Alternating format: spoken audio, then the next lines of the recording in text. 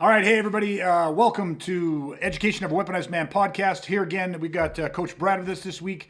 Coach Dustin is still on vacation somewhere in the Caribbean, getting nice and toasty, golden brown. So we're all jealous of him. But thanks everybody for joining us. Tonight's gonna be a really fun one. We actually have not talked with this. We spent a lot of time talking about before violence, how to prep. We talk a lot about during violence and what that's like. Well, tonight I thought I'd share with you how I prepare for after the smoke clears. So we're going to talk about what to expect and how to prepare for after violence. All right, everybody, back in 30 seconds, and we're going to jump into tonight's conversation. Hey, everybody, for those of you that don't know me, my name is Greg LeBuff, and I'm sharing insights for how I went from the victim of a brutal attempted murder to weaponizing my mind and body, mastering the tool of violence so that I can protect myself and my family from violent criminal assault, and how for the past 30 years, I've been helping good people just like you do the same. Welcome to the Education of a Weaponized Man podcast. Okay, we are back. So listen, right before we cut to the intro, I said that we are going to talk about after violence, okay? There's really, think of it in three stages, right? There is what you do to prepare before violence. Okay, so that's all your pre-conflict stuff, and you know, and that's again could be what I'm doing today, and I might not need these skill sets for 3 years, 5 years, 3 months, 10. It doesn't matter, but it's the pre-context of what you do to prepare for violence. Then there's the act of violence, and then there is the after action. What do you expect when the smoke clears? What happens after you've been in a violent assault? And even so, that's what we're going to focus on tonight. But even as we start to talk about that, I would also break down and say that it is very important that people understand there's different segments to that. So I actually want to start for right after the tactical situation. Okay, so meaning that we find ourselves in a violent conflict. And just again, I always want to reiterate this. You can never hear it enough. We're talking about asocial violence, meaning that it was reasonable for us to assume that we were facing imminent grievous bodily harm and death. And we were devoid of choice, right? We had no choice in the matter. I mean, we could not remove, deter, or de-escalate. Therefore, we had no option other than to defend. And I say no option other than defend because I know that I am talking to protectors. I'm talking to warriors that are listening to this podcast, which means we have made the decision to be our protector and our family's protector, because there is another option. And the other option is to submit and put yourself at the mercy of the violent criminals. And get on your hands and knees, put your hands together, and fucking beg and pray and hope that they don't hurt you, that they don't hurt your family. And, you know, to any warrior, to any protector, that is not an option, right? We take that responsibility and we are going to protect. So when we are devoid of choice, we have no choice but to defend. The second that tactical situation is over, the second it comes to a conclusion, we're going to start right there.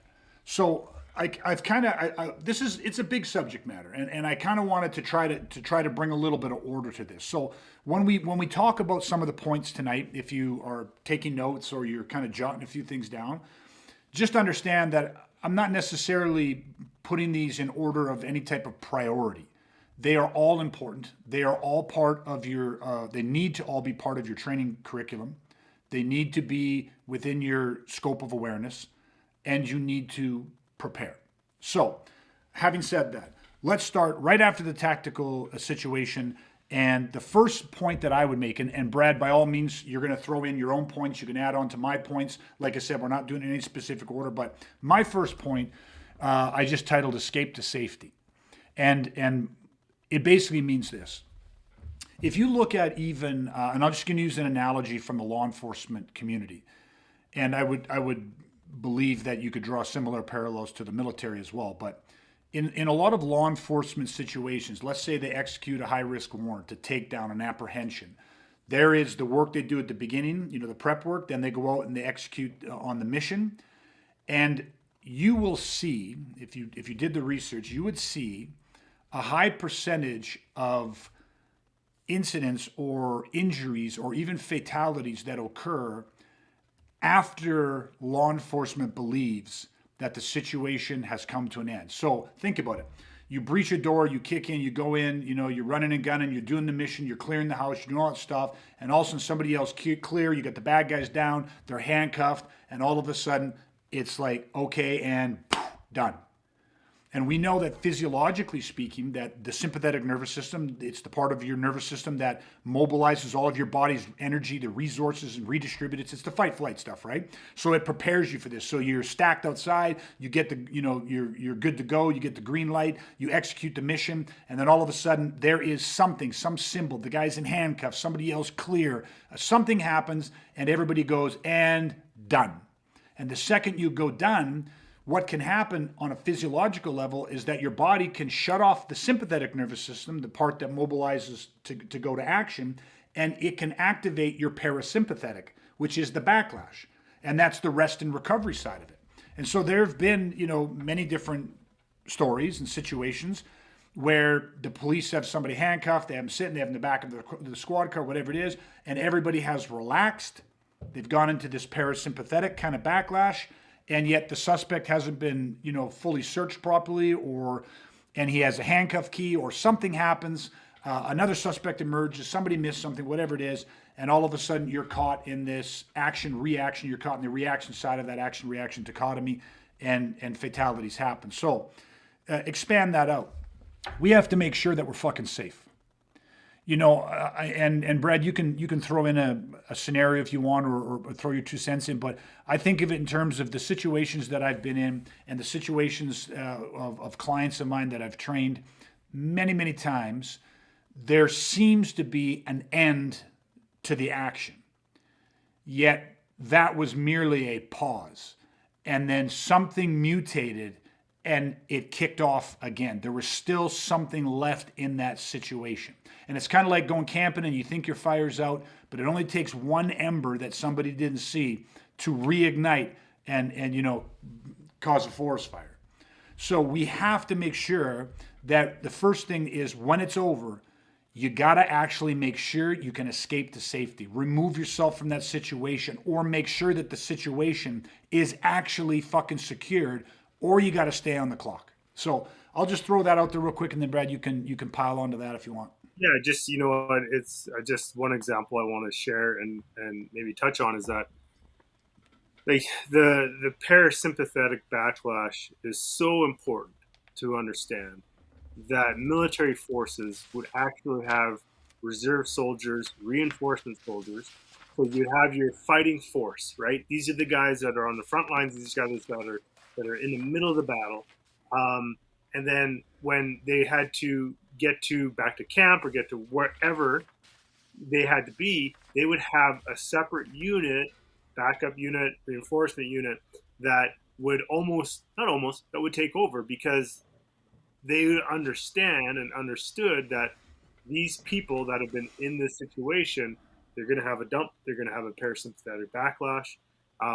And for all those things that you explained about, is like, okay, well, your fatigue sets in, and that's where all the injuries and all the mishaps happen, and all the lack of attention to detail. So they had other people take over, so these people could be behind and get to that moment of safety, because it was so important. And it's just such a critical element that we need to understand, because we have to understand that we're going to go through it. So if they had special strategic plan implemented, we want to do the same. Yeah. Yeah, 100%. And you're absolutely right. Like in law enforcement, a lot of times you do the same thing, obviously, right? They'll have the guys that execute the takedown aren't necessarily the guys that affect the arrest after. They switch out.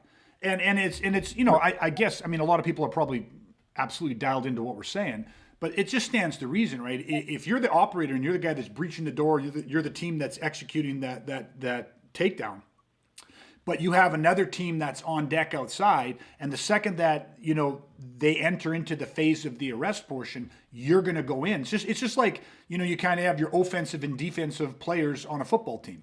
You know what I mean? The second you're going to defense, you switch the squad out, and those guys are specialists, and so that part of it is you get ramped up, and you are what we call you're condition red. I mean, you're light and bright. You're clicked in. You're fucking ready to go. You're at your right ozone, optimal zone of natural excellence. And shit doesn't get missed when you're in state, right? So 100%, that is exactly what we're talking about. And I think that again, just to expand this, what does that look like in a scenario? Because for example, like when we do scenarios, when you run people through scenarios, I'm a big believer in not just having a tactical scenario. And I don't just mean that like a shoot or no shoot, like engage or disengage kind of thing. I mean it in like not just tactical where the scenario starts the second the person is in the shit. Like they're in the conflict. And it's like, oh, okay, so now I'm just reading the conflict, but there's the bad guy. I'm reading all the body language cues and the interpersonal communication and the behavior pins and all that stuff. I'm reading all that, and then I got to decide whether I engage or I don't. Can I remove myself or not? I don't agree with that. I mean, every now and then, yes, you're going to have some scenarios so that you can kind of rapid fire through some of those and help hone those decision making skill sets. But I believe in having the pre-context, meaning that a lot of times we'll start scenarios and we'll start people from like in a car. So like, oh no, okay, here's the scenario. The scenario is, yeah, you're gonna go to this location, but you don't start there. You're gonna start 3 blocks away or whatever it is, a block away. You get into a car like you come out of your home, you get in your car, and then you're driving to this location, just like you're driving to the corner store. And what's great about it is that in that time frame, when people they believe the scenario is going to take place once they've entered the scenario building, right? Which is is stand-in for a restaurant, a kid's soccer game, hockey game, whatever it is. But what it gives you the opportunity to do is actually have other role players approach them. And maybe they don't give them direct conflict, but there is situational awareness that they need to bring into their scope of awareness, right? They have to deal with it. They go, did you notice this person? Did you notice that? How did you get in your vehicle? How did you, like all of these different life factor moments. And so there's all this pre-context. And you have to train people and condition them and teach them. This is how we operate. This is how our, we've honed a radar. And so you have that pre-stuff, and then, they get there, and whether the situation goes tactical or not, then they have to remove themselves. And so it's super interesting because how many times have we seen this? We run a scenario, they come in, the scenario goes tactical, and it's like, shit kicks off, and you got a guy he's engaging, and he's got 2 or 3 different, bad guys and the weapons, and they deal with it, right? They run the strategies, tactics, and tools, they run the plays, and they not just survive, but they thrive, they execute very well. And then one of the big things we have is you get people that they vacate, but they vacate the immediate scene of action, meaning they run out the door of the scenario building, let's say, and then they get outside and then they walk, they lollygag, they stop thinking that, oh, it's all over. Like, you know what I mean? When in fact it was like, no, listen, you started your home, what we consider to be your safe zone, is 3 blocks away. And here you just run 20 feet away from what just happened, from this tactical incident, and then you shut off. You see the dump happen. You see their brain go, I'm safe. And whether that happened 1 foot away from, they finish everything, bah, bah, bah, bah, bah, and then they stand there, ha. We call that sticking around to admire your handiwork. If you genuinely believe that you were facing imminent grievous bodily harm or death, you're not gonna step back 1 foot and then go, well, I'm safe now. There is no more threat. You're going to get the fuck out of there. You're going to want to remove yourself from that situation. And again, you're not running. I think it's a very important caveat right here. You're not running because you did something wrong. You're not fleeing the scene like a lot of people would say. Oh, you can't flee the scene after something like that. How do you fucking know it's safe? Yeah. You're not fleeing the scene. You were doing what you were trying to do the whole entire time, which was all I wanted to do was remove myself to safety. But in order to remove myself, I had to remove the situation. I had to take down the known threats. But for all I knew, what I felt was that there was potentially unknown threats still, or these initial threats could eventually re-engage potentially. And so there's just cause for why I would remove myself. And so I just want people to have an idea that again, we've seen it in training how after the smoke clears, people have a false sense of security or safety. They move away 10, 20 feet and they stop. They, how they lollygag back to their car, or how they park their car doesn't, all of these different factors that we're going to kind of talk about here, right? So, and I know you've seen it, and we're big on that, and we will literally have scenarios mutate, even just because of the response somebody had after it, where we see them mentally shut off, physiologically hit the PNS dump, the parasympathetic dump, and then all of a sudden they think they're safe, and then that an ember in a fire, right? That fans the flames and it kicks off, and I'll tell you what, it's a very tough reactionary gap to overcome when you're mentally, the parasympathetic backlash kicks in, right? So it's tough. I think one of the traps that people fall into is the fact that they have the physical engagement, and once the physical engagement is completed, it's like, oh, well, that's over, Yeah. right? And it's like, and not thinking, even if they're like, oh, I'm away from it, that happened. It's like, well, it's over, and it's like, but you haven't egressed fully. Yes. Like, even like one thing that keeps coming to my mind is egressing the safety to reorientate. Yeah. A lot of fucking shit has happened on a physical level, a physiological level, an emotional level. A lot of things have happened. So you need to find, again, getting to that safe spot so you could reorientate, take inventory, regulate, do all these things so you could get back into, almost like a homeostasis, right? Yeah, 100%. And let me just try to, because again, what constitutes safe then? And here's a very loose definition that I would have of it. Safe to me is when I can remove myself and my family or other innocent people to a secondary location that is not connected to the primary incident scene. Yeah. Meaning that I could remove myself and go straight to a police station. I could remove myself, of course, and seek medical aid, which we're going to talk about in a second. I could remove myself and would I go home? Would I go back to my home? That depends on, again, is there any possible connection? Because you still got to be switched on.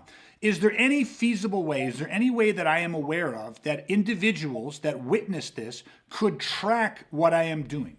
So I would not go to my house if I felt like bad guys were around. They could have got my license plate number. I don't know, but they might have the ability to access and gain my address from that.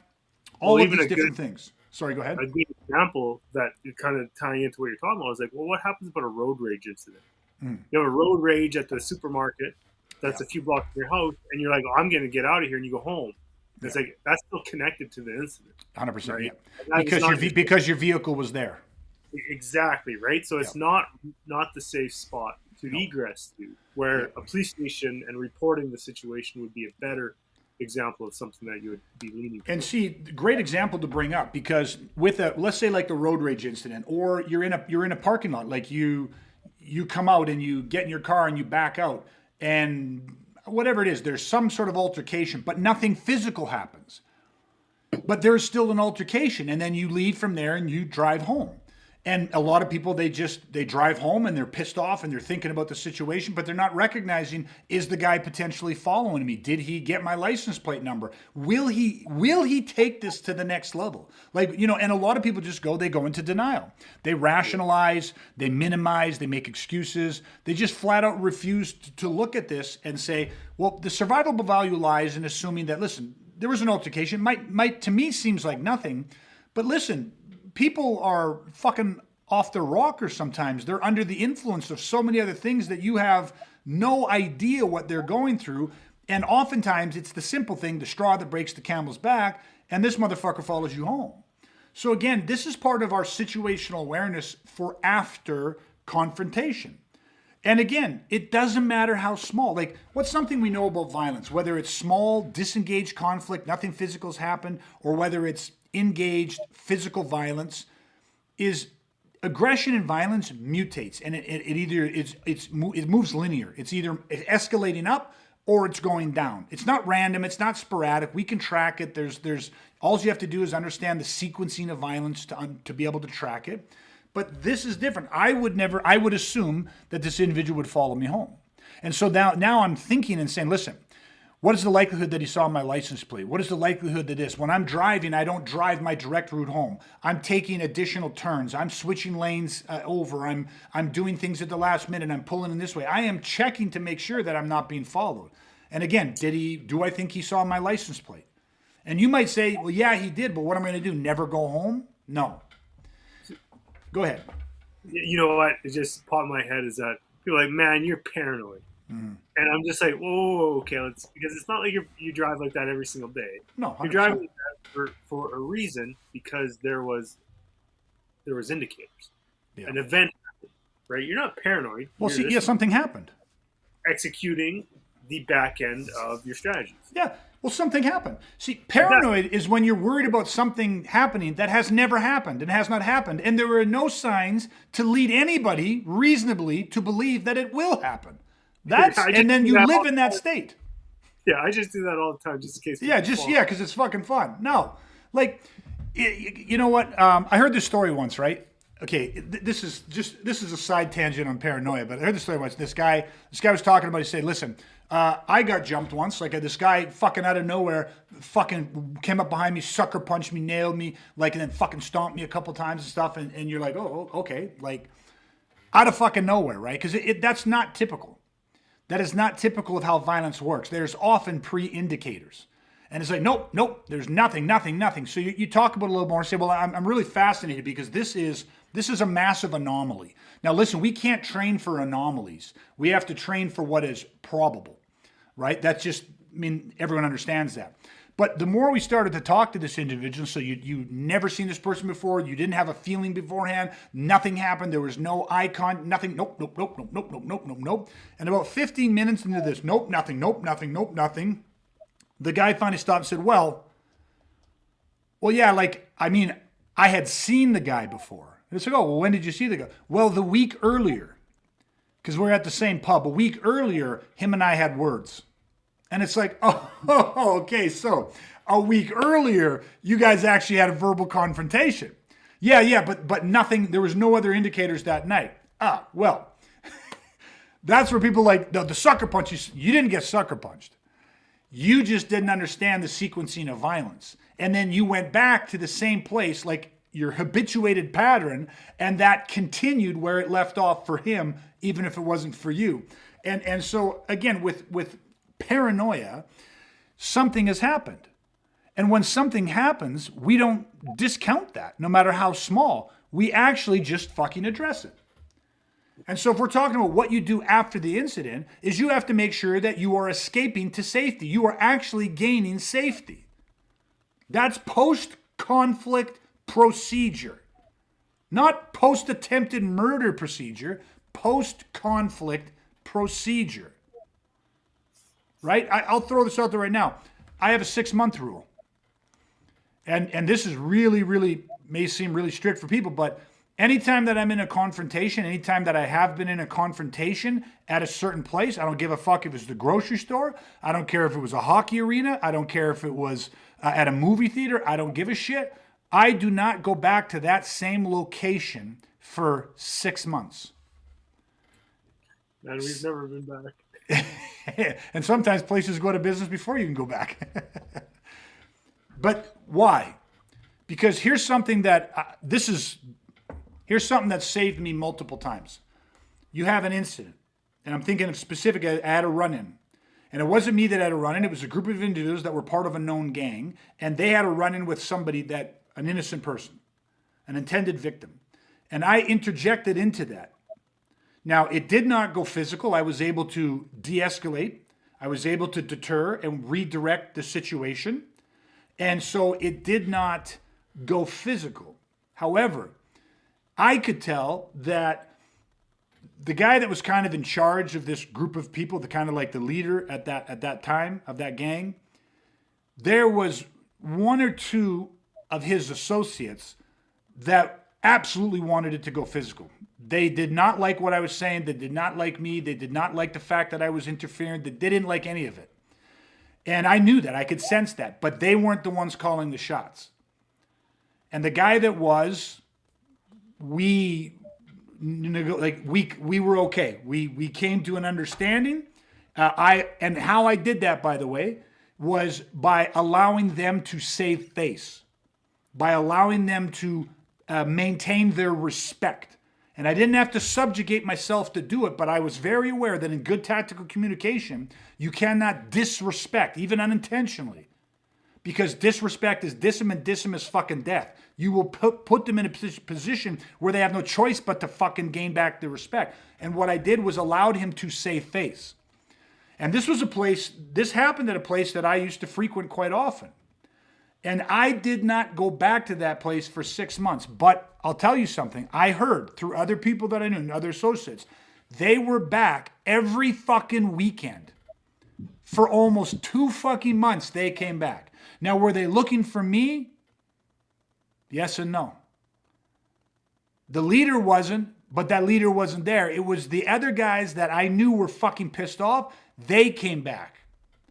And had I gone back and said, hey, this was all settled, your guys said we're cool, they weren't cool with that because they felt disrespected. And it wasn't because it had nothing to do with the fact that I interfered, I disrespected them by even engaging in it. Does that make sense? So I have a 6-month rule with it. And now that might seem excessive to some people, but I know for a fact that shit has saved my life.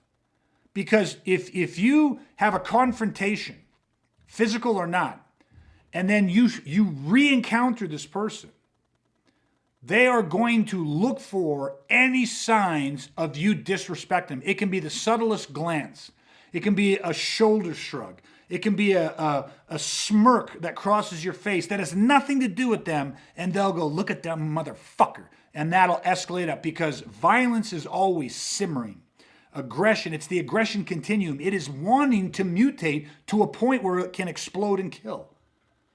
Even by the very virtue that you showed back up. 100%. Right? Yes. And it definitely falls into the post-conflict strategy. 100%. So listen, the first thing is escape to safety. Make sure you're fucking safe. Get to a secondary location that is not connected, that you are very, very, very confident that they cannot backtrace you to. Okay? And then it's like, okay, now, like you said, we can rest, recover, reorientate, refocus, process, and then we can start to move forward from there. So that would be my number one thing after the smoke clears is you actually have to make sure you're fucking safe. And you have to make sure that the people under your care are safe, or the people that you decide to protect, that they are all safe, and get them to remove, which this will just be a last little thing. It's not always easy to do. I've had situations where shit has happened. I ended up being involved in it. The physical situation is now over, and you start to egress, you start to remove people back to the safety, and you have certain people that were on the fringes of this, but yet I still deem to be in a dangerous situation, and they don't want to leave. Their ego gets going, the adrenaline's going, they don't want to fucking listen. There is only so long that you can sit there in that danger zone without, before you are compromising your own safety and the safety of your loved ones, and you have to leave certain people because they don't want to do it. And so I just say that's the first thing is escape to safety, and yeah. Yeah, I just want to add to that one real quick point is that everything that we're talking about is post conflict, but it has to be done before conflict. Yeah. Right. Yeah, 100%. I have a family. You have a family. They need to be involved in the strategies that you are going to implement. Because here's the thing. It's like, well, if you're out at the movies or you're out for dinner with the family, something happens.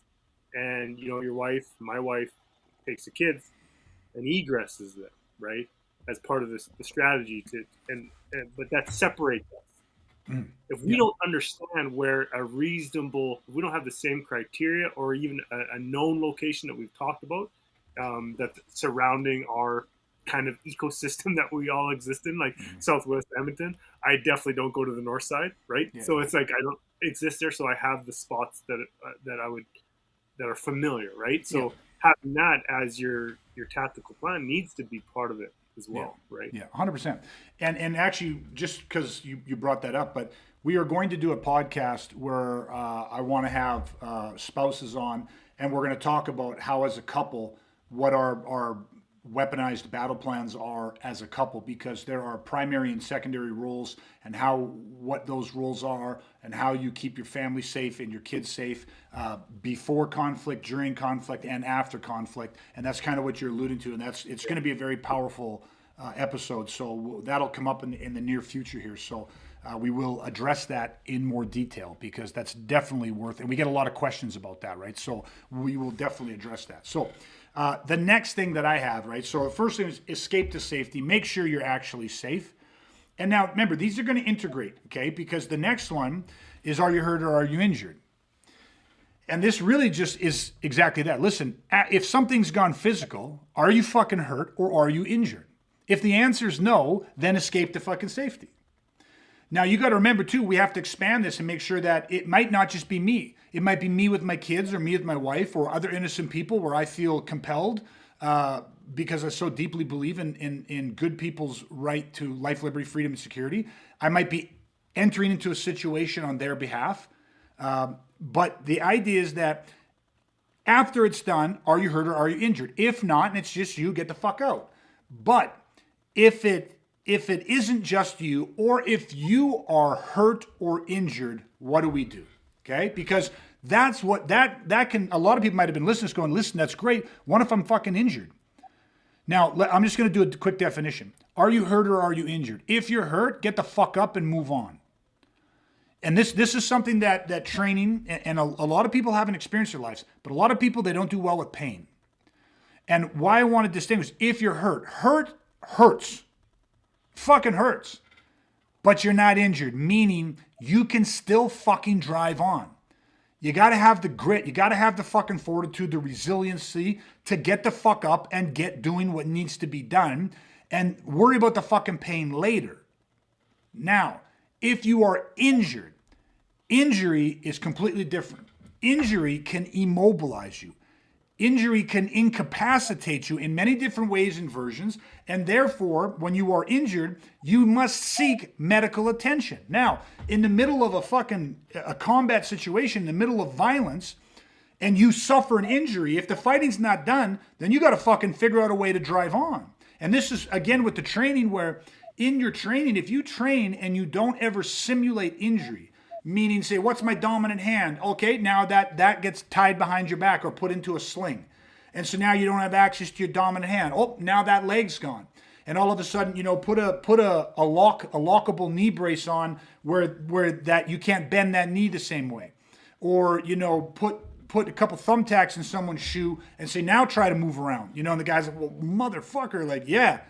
So now what do? You got to figure out how to adapt. You got to figure out how to endure. That's where I fucking hope that you have strategies that attack the bad guy's objective, not just fucking martial art techniques and sport combat techniques that rely solely on you fighting the man. Because the last time I checked, when you got most fighters and they have a couple fractured ribs or a broken wrist or, whatever it is before the fight, they cancel the fight. They don't get in the ring and go, like, yeah, now everyone's going to sit there. Well, not everyone, but sports going to go, hey, fuck it, I fought with a broken hand. I fought with broken ribs. You didn't fight with fucking fully fractured fucking ribs. Because if you did, if you had any caliber of that, if that rib would have got hit, it would have punctured your fucking lungs. You got a hand in a full cast. I've never seen a guy get in the ring with a cast on his. You get what I mean? Like, come on. You understand? You're not hurt. And I get that some injuries, I've had fractured ribs, and I have trained with fractured ribs, but they were hairline cracks. I had to be very careful. But yes, I get it. You can endure through pain. You're tough. We're talking injury. Okay? Conor McGregor takes it and fucking ankle flops up and hits his leg. He stopped fighting. That's an injury. You got to figure out how to do that, because when it's a fight for your life, doesn't matter if your foot's flopping up and hitting you in the fucking head. You either can keep in the fight or you can't. So if you are injured, what do?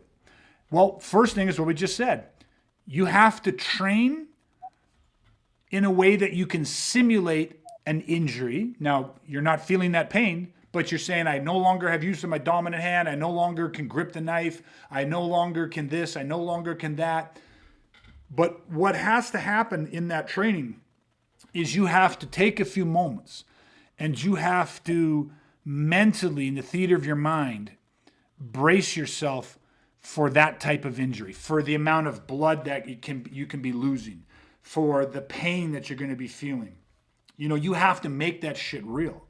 And we'll take, a 4-liter, plastic 4-liter jug of milk. You can fill it with cow's blood and you can dump that all over somebody, all over the ground, all over their clothes. And you imagine how much 4 liters of blood would saturate you.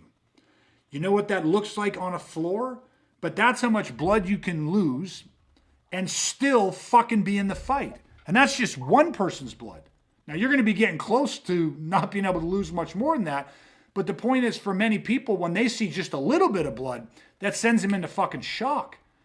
They see blood coming out of their body somewhere and their brain goes, fuck, we're done. But you might not be done. You can fucking endure through this shit. So training has to, first and foremost, I believe, you got to prepare for that. And now I'm talking about that happening towards or during the conflict. But when the conflict is over, you may not be safe. So even though you are injured, even though you are losing blood, or you have bone breaks or fractures, or the people you love do, you need to triage in that moment and say, can I egress to safety? Can we remove ourselves? Can we remove people to a safe spot before we start self-care or before we start to render medical aid? So that you have to prepare for that. Okay? Anything you want to add on that first component, and then we'll expand it out? No, I don't. I think it's good to move forward. Okay. So here's the second thing then. Let's say that after the smoke clears, we are injured. We cannot egress, or other people are injured. We cannot egress. So the first thing is you got to have head on a swivel. You have to be ready for that ember of a flame to reignite and have to go tactical again. Okay? Even if you're injured. But if you say, okay, it's the scene or the situation is as secured as I can get it right now, and I now am triaging and recognizing I have fucking injuries or other people have injuries. Then we go to self-care or we go to rendering medical assistance. Now, here's the thing.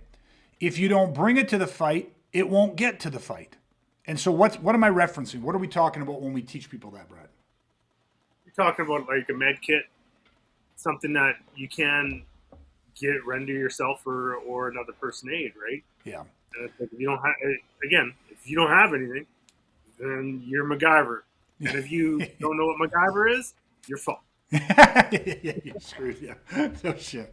So here's how we break down this kit for self-care or to render medical aid. Everyone typically has heard of a go bag, right? So you have a go bag in your house and it's filled with all of the necessities that you may need beyond medical, but medical included into it. And so you have this go bag and maybe that's something you keep in your house. And if you have to leave or you have to car accident out front of your home and you can grab this bag, run out there and you've got a fairly, deep medical kit that is mobile with you, right?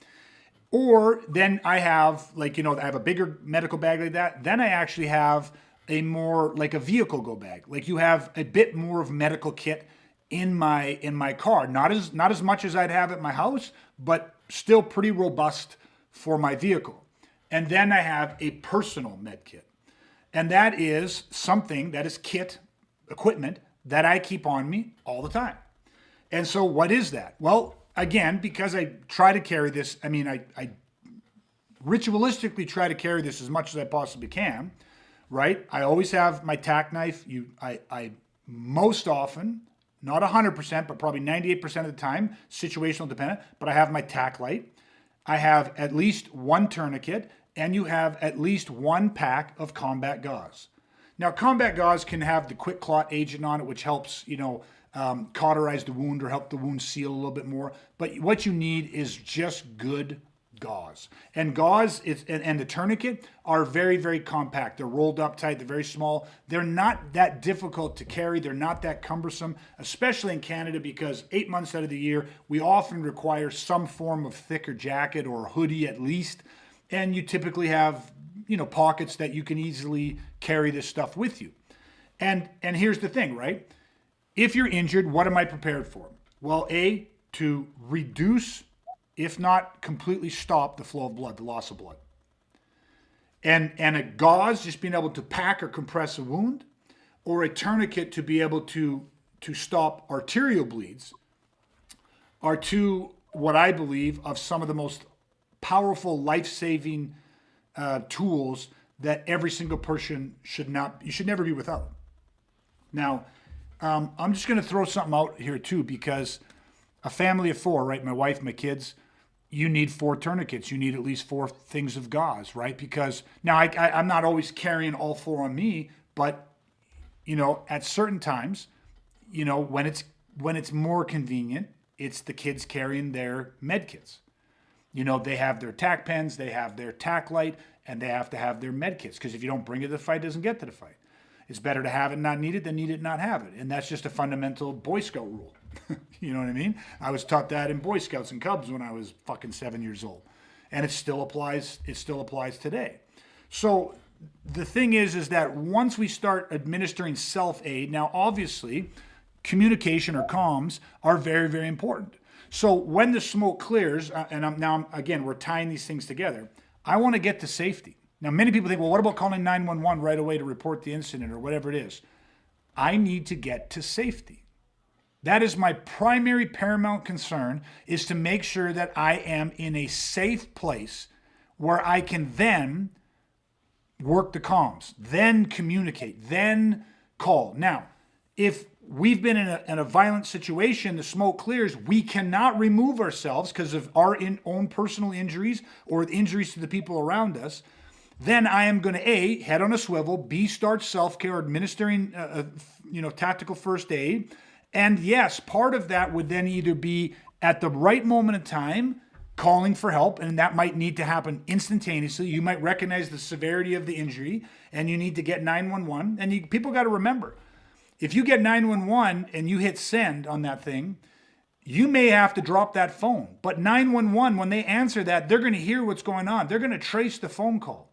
You don't necessarily have to sit there and talk. You might need your hands to be doing CPR or clearing airways or putting pressure on wounds. You can direct and bring other people, other bystanders into the situation, not only to help with the first aid, but also potentially to help with security, right? To clear any weapons that might be lying on the ground, to set up a perimeter, even if they don't know what the fuck they're doing, you can orchestrate people to enhance safety. If you understand what commands people need to be given, what roles you can put them into, what roles need to be even filled. And so we again are managing we're managing the aftermath of what is happening. And I'll just take half a sec here, because very few quote unquote, I'm throwing up air quotes right now, self-defense training programs talk about or teach, much less scenario, any of the things that we're talking about. And it's fucking negligent, right? So anything you want to throw in on that part of it?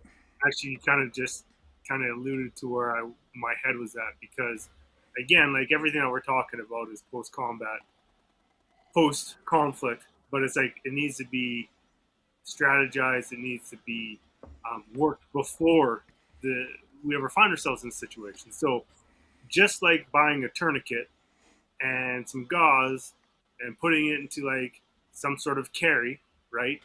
And either having that in your car or having that one that's on your person, and never opening it, never using it, never testing it, never figuring out, do these packages of gauze, can I just rip them open, or does it have a tap? Like, not using the tourniquet, putting it on, does it, like, how can I put it on myself if my hand isn't working? How do I put it on somebody else? But like, again, it's like we need to put these things into place beforehand, because again, our body is going through so many things. Physical, physiological, emotional. It's like, if we don't know, if this is where we're first trying to learn how to use that tool, it's fucking, you might as well not even have it, Yeah. right? You might as well just fucking not even bother. And, one other thing, just real quick, it goes to the same as dialing 911, right? You need to, and that's the beauty of running scenarios that where, because people get to feel all those emotions, they get to feel the physiological changes, and then we make them do that. Yeah. So they have the experience of putting on the tourniquet, or okay, now you got to get to your safe place. Now you got to phone 911. Fingers are, you lose the tactile, you got vasoconstriction. So it's like you need to have those experiences to be proficient, because it's, again, it's not over. Yeah. You're still in it. Yeah, 100%. Yeah, great points. One, practice. You got to practice. Don't buy one thing. Buy a couple things. Practice it. Practice it. Putting on your offhand, on hand, like on yourself, on other people. 100%. You got to practice it. You got to scenario it. And even better if the training that you're involved in allows you to create stress and not, listen, not, do 50 quick jumping jacks, 50 push-ups, spin around in a circle 10 times. So you're breathing heavy and you're dizzy and shit like that. Yeah, okay. Or get into a fucking scenario where somebody brings interpersonal human aggression, the number one universal human phobia, actually activates, creates the chemical change in your body, the sympathetic, the SNS activation, and now fucking do it when you're under real stress. Like, make the conditions as real as possible, and now train, and then it becomes second nature. You have confidence because you have experience. I've been there and I've done that. And I'm just going to throw up a quick comment that David Kitch wrote, and for everyone out in internet land thinking of just using a belt as a tourniquet, don't rely on belts as tourniquets. Get the real fucking deal. Awesome material here, coaches. Thank you very much for that. And that's 100% right. People say, listen, if you don't have the tourniquet and you say, fuck, there's a belt there, use the belt, great. You're talking about improvising things, but a tourniquet is not that expensive for the difference that it can make in a critical situation. Get off your fucking wallet, spend the money, buy a couple tourniquets, practice with the fucking things, and have them. Okay, so one of the things that I really like that you've done is you have the girls learn how to put it onto you, right? And obviously to themselves, but it's like have them understand how to actually help render aid, because they're of age where they were able to do that, right? Mine, not so much, right? Yours, too young. Yeah, but yours at the age is like, they understand how to put that tourniquet on, because it's like if you're out with your family, it's all part of the survival plan, right? 100%. Yeah, bringing the whole family into the plan, like that's what it is to weaponize. You have to maximize your resources, and young kids or our kids at a young age are part of our defensive strategies. As they grow, our mission is to weaponize them and start teaching them how to have their own defensive strategies, as well as how to contribute and integrate into the greater defensive strategies of our entire family, neighborhood, so on and so forth. So it's all part of the mission demands. It's all part of weaponizing. And probably go more in depth on that on family night. What's that? Probably go more in depth on that on the family night. Exactly. When we do the couples course and the family thing, 100% we can. Yeah, for sure. So listen, I thought I'd just throw out a couple other quick things, right? So we've talked about the tourniquet. We've talked about having the combat gauze as like your personal kit that should be on you all the time. And then now I go back and one of the other things that say that I tend to try to keep in my car, and there is some challenge with it in our winter climates because it's a little more taking in and taking out, but if you have it sitting by the front door. But again, I will have additional tourniquets, additional combat gauze. I will have, scissors, tape, a different array of bandages or compression, devices like that. And also things like water, as well as baby shampoo. And people think, baby shampoo. The baby shampoo is because if you get caught with chemical spray, OC spray, bear spray, and a lot of criminals will use OC spray, bear repellent, and stuff like that. We have been OC sprayed multiple times. We have OC sprayed our clients so that they understand the process, how to fight through it, how to be able to regulate their breathing so that, if they cannot get to detox, they can still fight through that. They know they can. They've been there. They've done it. But also how to decontaminate and rapidly decontaminate. It's not always, it can take time. But you're not necessarily looking for, again, you got to get safe before you're looking for a full decontamination. But baby shampoo and a dose of baby shampoo and rubbing that on your eyeball, like actually on your eyeball, and learning how to do that and cleansing the eye, flushing the eye. It's, again, it's something that maybe you know, even when you get to the secondary location, maybe it's not home, maybe it's not medical, but you go, okay, I'm safe, and now we can decontaminate. Maybe your kids got hit, your wife got hit, and you can pull over in a safe location and you can do some quick decontamination to help ease that, and then proceed on to full medical, care. So again, all stuff that's important. You can do a lot of research. There's a lot of other material out there for how to pack go bags and good medical bags and what people recommend. But at the end of the day, again, training. You need training. You need practical experience and application, not only in a classroom type setting, but also in scenario under pressure type setting where you can really learn to functionalize those skill sets. So that becomes very, very important. And you must, again, maintain head on a swivel, be ready to go back into action. Be ready to re-engage any physical threats, any embers that may re-spark physical violence. Be ready to protect, and that was kind of my second one that we led to. And then I'm just going to throw into a third, and this might be as much time as we have for tonight, but shock and awe. And real quick, I want people to understand this because it's great to sit here and be like, hey, listen, you got to think of this, plan for this, train for this, prepare for this, carry this, all this type of stuff. But I want you to understand something, right? Like, the realities are that when you are in a violent situation, your body has a physiological, a biochemical response to that, a reaction to that. It is often associated with a cognitive disconnect. You know, if you get well trained, it's like your body goes into, it clicks in and you fucking punch in, you go to work and you're executing on shit. And in the middle of all that, things are good. And then you might have now removed, if you can stay in the game, keep the mindset, stay clicked in. And when you get safe, you're going to feel that parasympathetic dump. Now, you might just click down 1 degree. You go, okay, I'm safe, but I got to render medical aid. I'm safe, but I got to get the comms up. I got to get a hold of the police. I got to get ambulance. I got to get this. I got to get that. I got to check on this. Whatever it is. So you may drop down 1 degree and feel a little bit of that, but you still stay clicked in, and so you're able to function. But sometimes you go, I'm fucking safe, and I mean, you switch off. The second you know you're safe and your loved ones are safe, and there's a shock and awe moment that can happen to us. And just a couple of things, right? Like, it is crazy how just after the incident, and you're doing everything right, you can have almost no memory of what the fuck just happened. You have memory distortion, you have complete or partial memory loss. Your body, all of a sudden, you were like fucking hands like a surgeon. Before the shit, you had a little bit of tremoring going on. You had some hyperoxygenated blood, some adrenaline coursing through your body in the prep for what was about to happen. Then it fucking kicked off, and it's like your hands got steady. I mean, you just got ice in your veins. You tactically did what you needed to do. And now that you're safe, all of a sudden, your fucking hands, like, you got tremors. Your lips are quivering, your cheeks are shaking, your glasses are vibrating off your head, your legs are shaking, your stomach, you can't remember what the fuck just happened.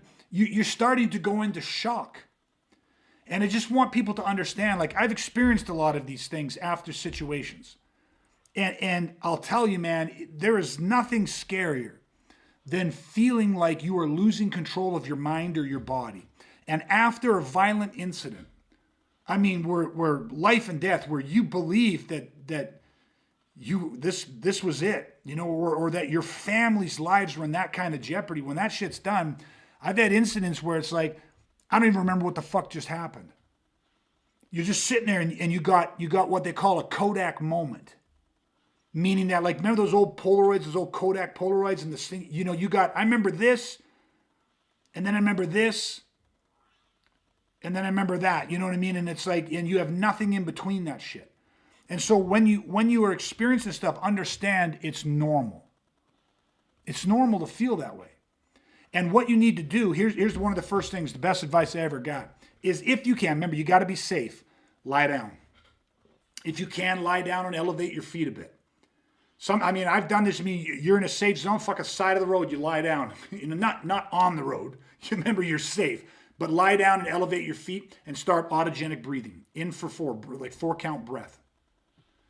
And I'm doing this because when you lie down, think about it, when the body's under so much stress and your heart rate, respiratory, all that stuff starts to go out of whack, you'll faint. The body can cause you to faint. Why? Because it wants you to lie down. Because when you lie down, it hits the reset button.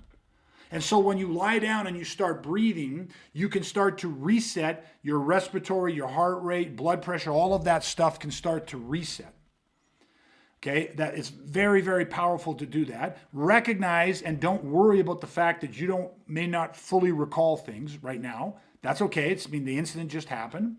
If you can, drink water and eat something, a Snickers, anything that you might have. Oftentimes in my medical kit, I'll have sugar tablets or a Snickers bar or something like that, because the act of eating food also helps to reset and calm the body and the central nervous system, and helps, like Brad was saying, we want to try to get back to some sort of homeostasis. It's probably not going to be possible after a critical incident to get fully to homeostasis, but you're just trying to regulate and control the backlash. Okay, so those are just some of the things that I jotted down quickly that I wanted to make sure that I talked about, because again, for a lot of people, there's a high level of worry and anxiety and stress. And it can be because if you had to, for example, you had to relay injury, you had to take life to preserve innocent life. You had to go tactical with your knife. You had to, you relayed some destruction in order to preserve the life of innocent people. In that moment too, it is not uncommon for very good moral people to have there's this adrenaline rush or this high of like, I fucking survived. Like I did that, holy fucking shit. And then also kind of this profound level of almost sickness and stress of like, what the fuck? Like you got blood on your hands, there's blood on your clothes, there's blood all over your family, and maybe none of it's yours, maybe none of it's theirs. And there is this, the mind is racing because you can't fully recall. You have to, again, focus on what the mission demands are in that moment and what are your mission commands. What are you telling yourself? What's your self-talk? Breathe, regulate, reset. It is normal. It is normal not to remember everything that happened. That's normal. Don't freak out. Breathe and relax. Reset. Eat something. Drink something. That all that shaking and vibrating many times is leftover adrenaline, the hyperoxygenated blood that is still in your veins. I've had times where you've had to just move. I had to just move and scream and do push-ups and swing or do something and just get that adrenaline out to get control over the body again. So there's a number of other things that we can do, and I'll let Brad jump in on this. But that is some of the key things I want you to have, is that you have to anticipate the shock and awe. And then the one caveat, I'll throw this out there because I do not want to forget this, but Brad, I'm going to let you jump in. Do not talk to the fucking police. And then I'll pause on that. So Brad, fill in your thing. And I see that we got some online things in the comments here. Someone's spamming. Someone's spamming our little chat here. But also we had Real Deal throws Real Deal self-defense advice here. Definitely top tier knowledge being here shared. Thank you so much. Grapplezilla too, big shout out. I love the work that you're doing there, my friend. So keep it up on your website, and make sure everyone, if you haven't, check out Grapplezilla. And it's really cool stuff he's doing, and he's a hell of a guy. So, anyways, okay, sorry, Brett. Jump in on your thing. Yeah, now I got distracted. Just resetting after the physiology thing and the shock and awe of everything. Yeah, and it's one of those things like I know you kind of touched on it too. Is that what if you don't have if you still have all the adrenaline, Yeah. And it's like you have to process it. Like it's your body's preparing for something. If it never happens, you have to understand that energy's got to go somewhere, right? So I don't know if there's a lot for me to really add in terms of like what you've covered for that side of things. The one thing that where my head was going, kind of anticipating, is kind of where you said not to talk to the police. Yeah, we can go there. Go ahead. You can kick it off. Lead us there. Like one of the things that I've been thinking about as we've been having this conversation is like, you got to write shit down, right? Don't talk to the police, because immediately after the fact, like like Greg was saying, is like you're gonna have gaps in your memory. You're not gonna remember all the moments, everything that's happened throughout the situation. You're gonna have those Kodak moments. You're gonna have memory loss and distortions. Those sorts of things are real, and they are the natural, your body's natural reaction to combat, right?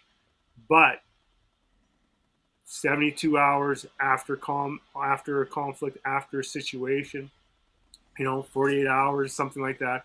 It's like I would start taking those notes down. I would start recollecting. I would start re-going through the events, because as you get out of the parasympathetic backlash and your body starts returning to homeostasis, you want to do that as quickly as possible, like we're getting at, but like you also want, when that does happen, you're going to find yourself recollecting and remembering a lot of the things that happen, some of the finer details. Now, I think it's super important to make sure that we document these things, even if it's just for ourselves. If nothing ever comes through, there's no other situation that happens, potentially legal recourse or anything like that. But still write that shit down, because it's gonna, for one, it's gonna help you process. For two, if you do need it down the road for giving a statement on why you did what you did, all those sorts of things, it's going to help reinforce. Because I'll guarantee you one thing, and there's not a lot of things you could guarantee in life, but nobody else is writing that fucking shit down. Yeah. Period. Write 100%. that stuff down, and it'll help you process. It's also going to help you if you need those details in a statement or anything later. Yeah, 100%.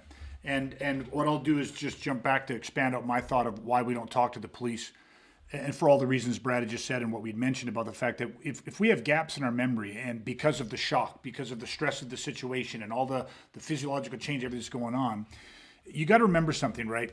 The police are not there to protect you legally. Nothing to do with that. They will write down verbatim what you are saying.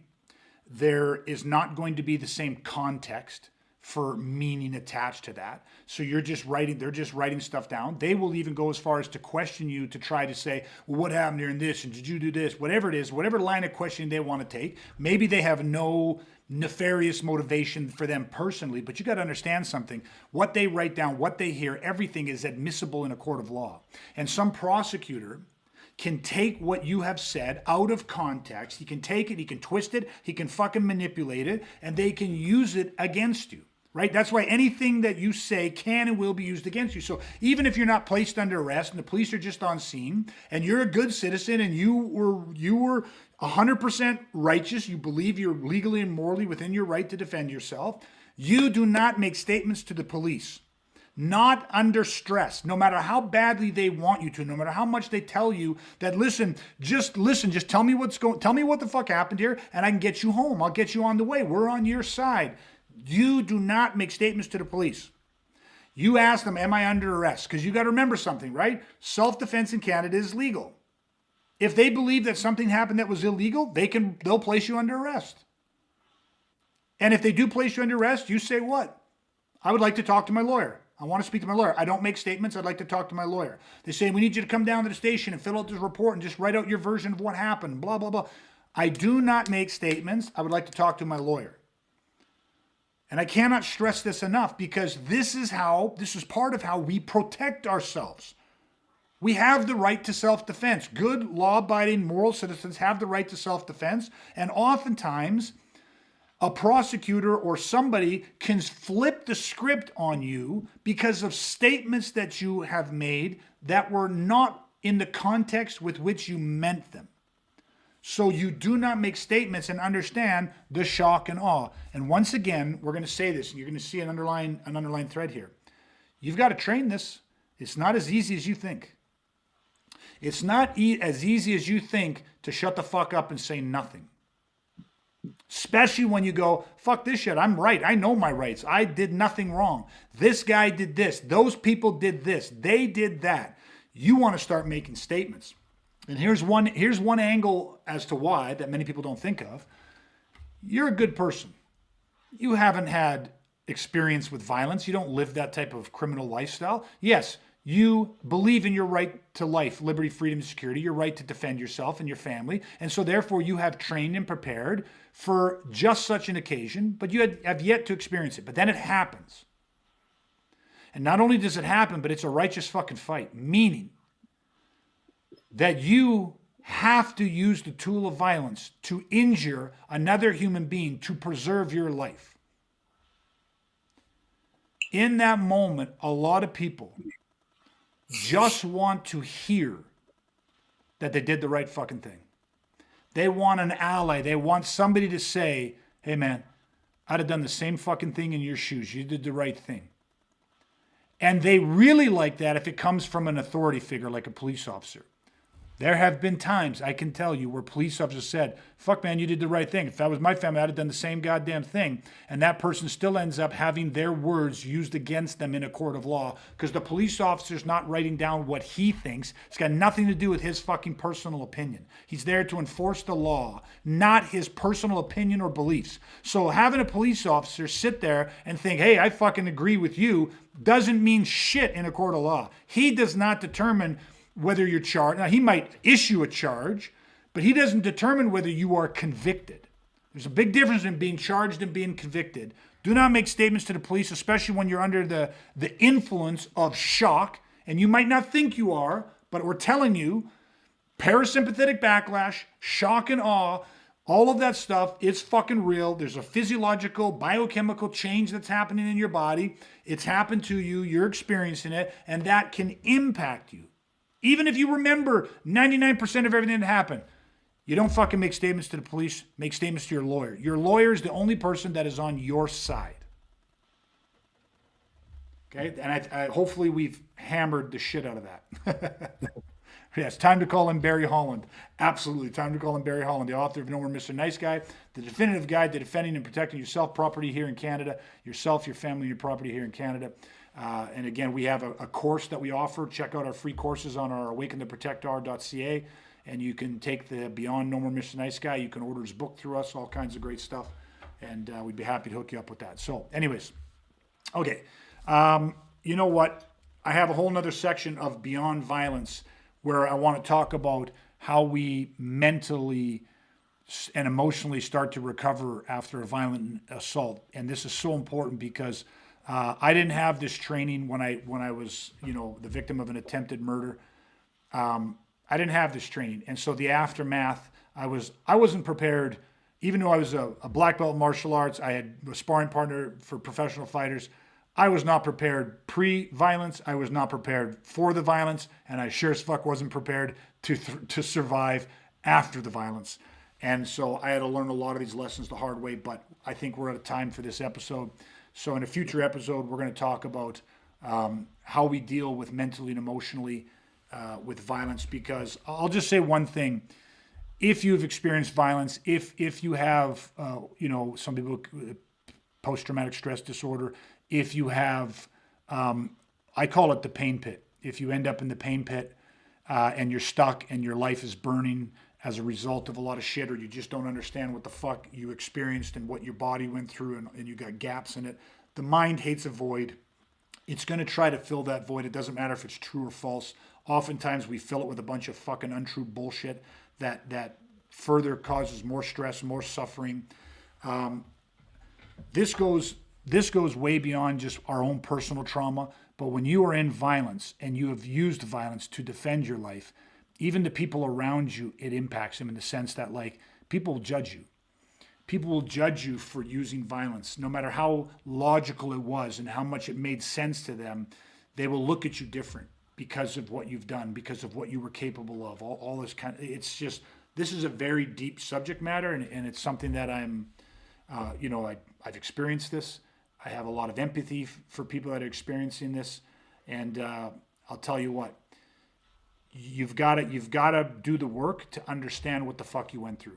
You've got to see it for what it is. You got to understand the realities of it, and you need to learn the coping mechanisms, because you do not have to be condemned to a life of suffering emotionally, mentally, or physically. You do not have to let it destroy your relationships, destroy the version of the person you were meant to be in this world. And that's at the heart of what this whole organization is about.